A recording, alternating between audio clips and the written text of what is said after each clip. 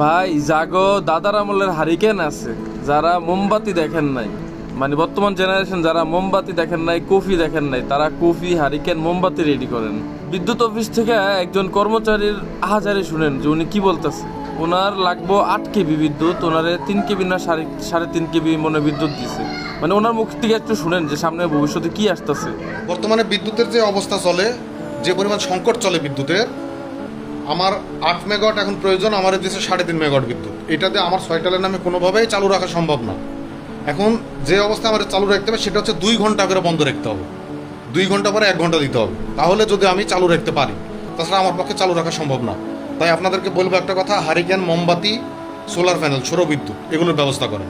যাদের পুরাতন হারিকেন আছে মুছে টুসে পরিষ্কার করে রাখেন, যাদের হারিকেন নাই তারা দোকানে যে মোমবাতি কিনে নিয়ে আসেন, আর যাদের সৌর বিদ্যুৎ ব্যবহার করার ক্ষমতা আছে তারা সৌর বিদ্যুৎ ব্যবহার করেন। উন্নতি হওয়ার চাইতে দিন দিন আরও অবনতি হয়েছে। তাই আপনাদের আমি বলতে চাই, আপনারা হারিকেন, মোমবাতি, ঠিক আছে, সোলার প্যানেল এগুলো ব্যবস্থা করেন। সবাই ভালো থাকবেন। আসসালামু আলাইকুম।